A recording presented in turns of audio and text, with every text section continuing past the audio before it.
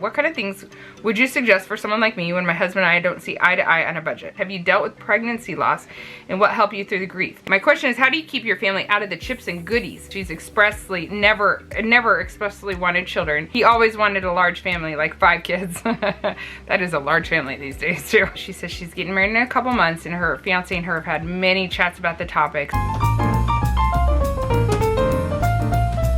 Hi guys, welcome back to another video. My name is Sarah. Today is our Ask Sarah segment where you guys film yourselves, send me your video questions, or if you're too shy for the camera, you write me an email at asksarah@ourtribeofmany.com and I answer your questions to the best of my ability, at least from my perspective. I am a mom of 11 children, so my perspective might be a little different than others. Emily wrote and said she is 13 weeks pregnant with her first child. She said, I've been watching your channel since 2017.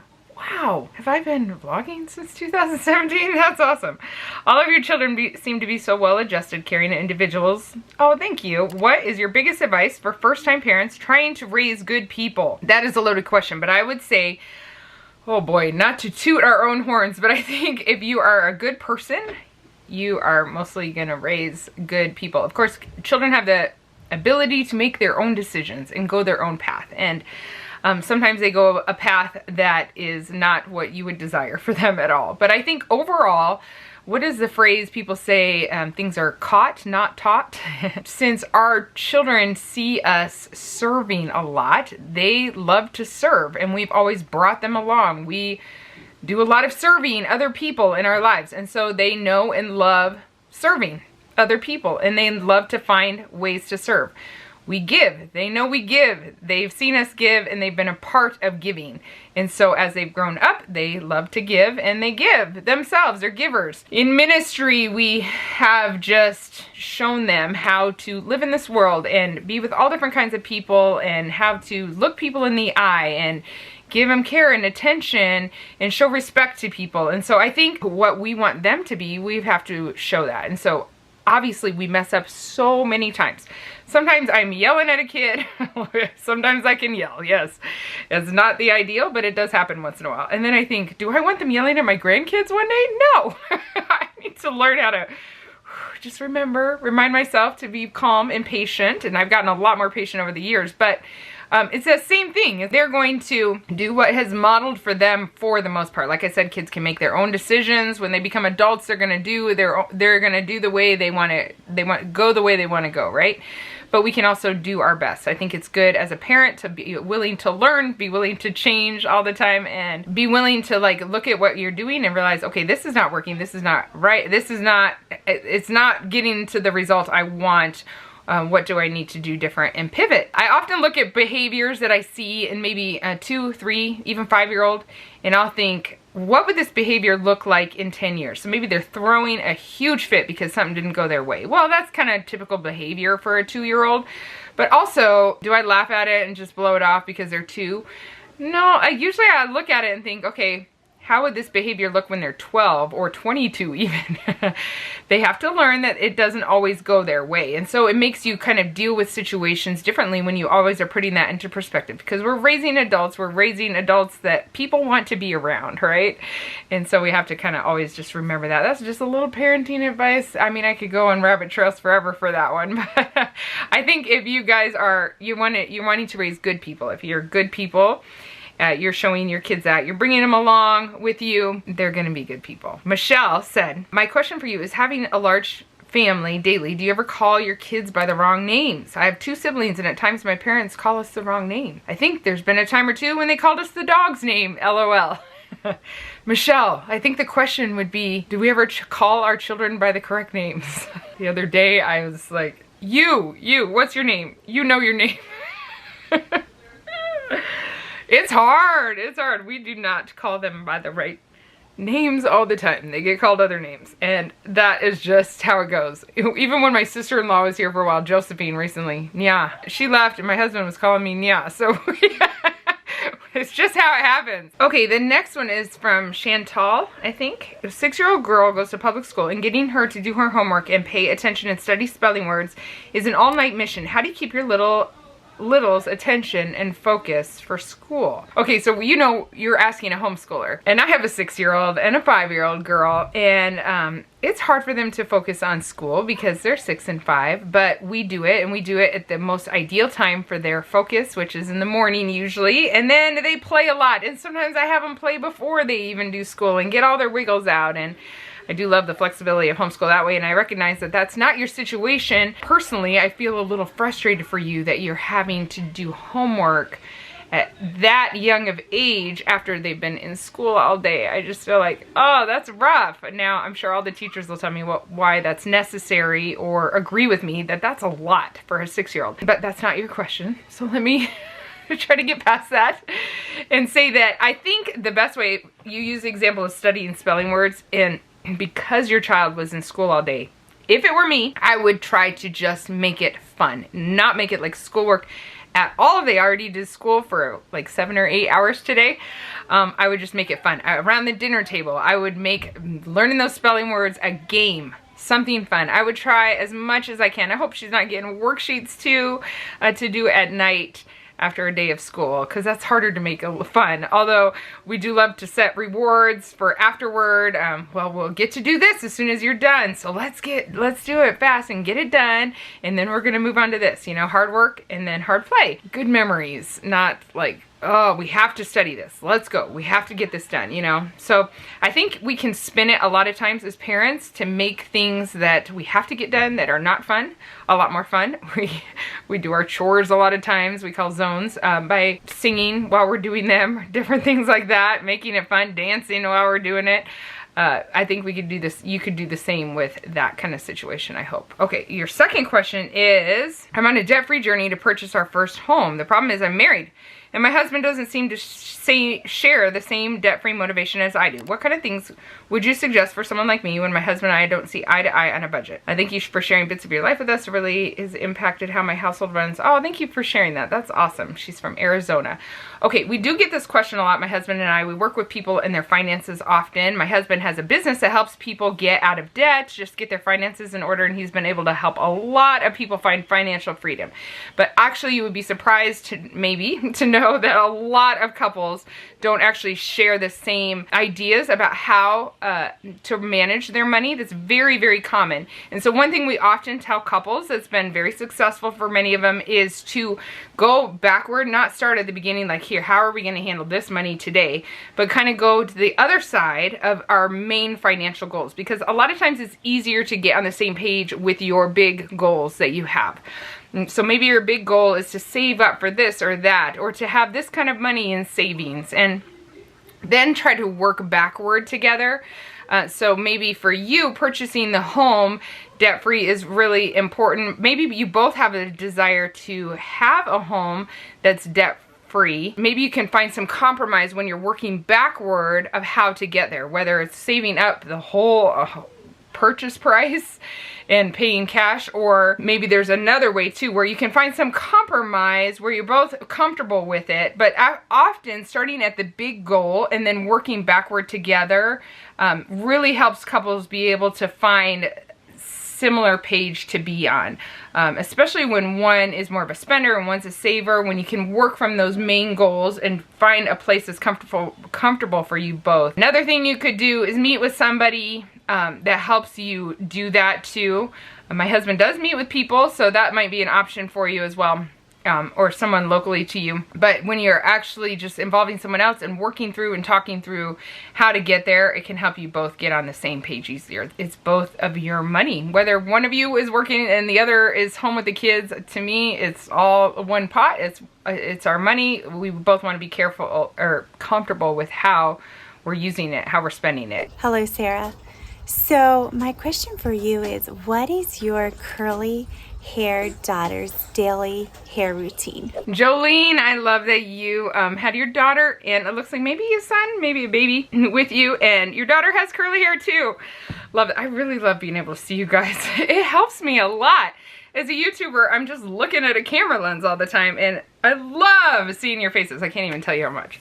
So thank you for sending in that video. All of my daughters have very different curl patterns. So for each of them, it's different. When I only had a couple girls, I always did their hair every day, no matter what. And now sometimes I do a hairstyle that I know will last a few days. There's certain of my girls that I need to condition it like basically every day because it's straighter actually, and it gets more tangly than the ones that have very, very curly hair. I am always concerned about protective styles and things that we can do to protect their hair. Some of them have not had haircuts at all. But I guess the daily routine is basically we mostly just wet and condition hair a lot. We try not to use brushes very often, just our fingers to get through it. We read the Curly Girl Handbook, I think it's called, and Tori's really gotten into that more recently. She is my hair guru around here, but we try, if it doesn't get too tangly, to just comb through it with our fingers mostly and conditioner, or do that really well in the shower and then have it go for a couple days, putting it up maybe in a pineapple at night with a what do you call it, a cap, sleeping cap. We don't use shampoo in our house very often, maybe on the very young ones when they have food in their hair or it's really bad for some reason. I've got a lot of girls, 6 girls, and everybody kind of does it a little different, or I do it with them a little bit different based on their style, but that's the general idea. Alyssa said, "Hi Sarah, first off, I love watching your channel. You've helped me through some trying seasons." Oh, thank you for telling me that, Alyssa. I actually have a drawer full of letters people have written me. I do feel a little guilty. I've never written anybody back, so don't feel bad if you haven't gotten some back, because I have not written any of them. I do not have that capacity right now. But those letters have been so encouraging to me, telling me how much people have helped them in their lives, and it really does help me go on, honestly. I am not joking. So thank you for that. Even these little notes that I've helped someone through a trying season. I really appreciate you sharing that with me. I'm currently 20 weeks pregnant. I bet she's had the baby by now. That's how far behind I am. With her first child. Alyssa, I bet you've had the baby. She's from British Columbia, by the way. She said, oh, after trying for a long time, I was originally pregnant with twins and lost one. Oh my goodness, how hard. Thankfully, our twin A is strong and healthy. My question is, have you dealt with pregnancy loss, and what helped you through the grief? Thank you, Alyssa. Alyssa, I cannot imagine having a loss like that when you have a twin and then you still have one. Oh, that's just a lot of emotions. I have dealt with pregnancy loss a lot. I've had a number of miscarriages. Mostly that I've told you about. Some I have not even more recently. I will say I made a video about this years ago, and I will link it down below, but it's one of the things people write to me about a lot and tell me that it helped them. For what it's worth, you can check out that video. But I think pregnancy loss is hard. For me, I will say that all of my losses have been 6 weeks or earlier, and that I know a loss is a loss, and a loss is hard. And I do think because 6 weeks is the time I get nauseous, I haven't had to go like through the pain of that pregnancy and then a loss. I do think that's helped me some. I feel like that was it's a hard way to say it. I don't know quite the right words, but it was to my advantage a little bit. I cannot imagine going through the nausea phase and then a loss, or having to deliver a stillborn, or losing one when you already know it's a boy or a girl. Oh, those things to me are just, they sound so incredibly heartbreaking. The hardest part for me was 3 of my miscarriages were in a row.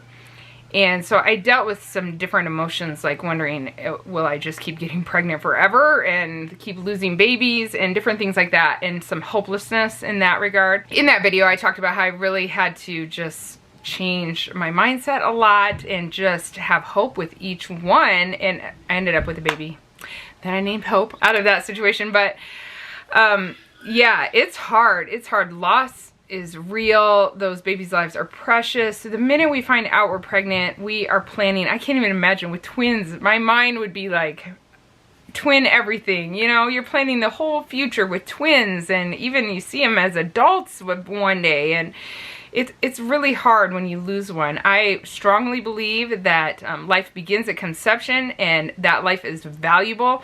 And so I believe that I'm going to see those children that we have lost in heaven one day. Even though our losses were early, they were so early that we had not ever told our children that we were pregnant yet, but later on we do tell them that about the loss because it's their sibling too, and that they will meet that child one day. So that's some of the ways I guess we have dealt with it. A couple of babies, we had our children name with us, and that was kind of fun, kind of sad, but kind of fun for them to be involved in that. And yeah, that's just some of the things, more thoughts about miscarriage and pregnancy loss in that video that I will link down below. But I hope everything is going well with your baby A there, and that baby was born healthy and all of that. So give us an update if you watch this. All right, Leanne sent a video. Thank you, Leanne. Hi, Sarah. My question is regarding homeschooling. We will be pulling our daughter out of school, letting her finish this school year, and she'll be starting 3rd grade at home in the fall. I work from home also as a full-time registered nurse, so any advice that you have would be greatly appreciated. 3rd grade and you're working full-time. I would set up, if I were you, my best advice, I'm assuming with your working full-time and stuff, it's going to be about juggling the two things. Well, for one, let me say, without even the juggling the two things, when you're starting homeschool, just realize that it's not school at home. And I think it takes most homeschool parents years to really let that sink in, that I don't have to duplicate school at home. It's different. You can get so much done in very little time, and play is so good for your child, for them to learn, to use their imagination, to explore, to create on their own even, to get bored. They become better creators. They become better learners themselves even, I believe, with that time. I would encourage you not to worry about duplicating what she had at school at home. You're going to be a great teacher because you're just one-on-one. When she has time, when you have school time, it will just be you and her, and she will be making leaps and bounds compared to her in a classroom in most situations. But I also would encourage you, when you're working full-time, is to just block out school, block out work times, block out things she can do while you're working on her own more independently that are fun for her and learning. Be a little bit organized ahead of time in that kind of thing. I recognize that you sent this a while ago and you probably already started. But hopefully this just comes as an encouragement to you. I do a lot of my scheduling in blocks. Like, I'm gonna work this time, then I can really focus on work. I can get so much done in a very little amount of time if I'm able to focus. And then when I have school time, I'm able to do school time. A lot of people ask me, how do you juggle homeschooling and household management, all these things? I block it out. When I'm doing school, I cannot be running, making sure my house is perfectly clean. It just cannot happen. But when school is done, then we can all work together and work on the house. I hope that kind of helps you. I hope it's going well for you this year. I would love to hear from anybody who's homeschooling the first time this semester, how it's going for you, what you're running up against, what's frustrating, what scares you, and what's going really well. Brittany asked, hey Sarah, I love your channel and all the encouraging, helpful things you share and teach us about family management. We're also a homeschool family, and I know you guys use Sunlight. We use Classical Conversations. That's awesome. We have family that uses that, and friends, and they love it. So while I can't add much to our plate, I'd love to hear a list of you and the kids' favorite books that I could add to our school list. I've heard that Sunlight is book heavy. Yes, it is, and I love that. Please share your favorites, must-reads. I'm always looking for good books to read with my children. Thank you, Brittany. Brittany, I always am looking for good books to read to my children too, and we also have a ton. I do encourage people to check out Sunlight's list. Like, they go on their website and look at their curriculum. A lot of people use the Sunlight recommendations, and then you could look up reviews. They're not all wonderful, but a lot of them are wonderful, and so you can kind of look at their lists and then look at reviews. I know for a while they were even doing a summer reading list, was just extra books that they recommended that were really good for kids, and I found a lot of great stuff in those too. So even though we weren't buying like their whole summer packet, I would just kind of look at the list and find some things that look good. I noticed that a lot of Sunlight books are the same ones that are being used. There's a lot of crossover with Our Father's World, which is less books, but a lot of the same concept. So I would go on these curriculums that are heavier in books and just see what they're reading around those grades that you've got. And I really love the read-alouds that they have. Those, to me, are the best. Well, a lot of the readers are really good, too. I've tried to read through most of those. My kids could sit here and give you lists and lists and lists of what they've loved. There hasn't been as many that they didn't love, for sure. The next question is a video question, and I'll let that play first before I read you her explanation.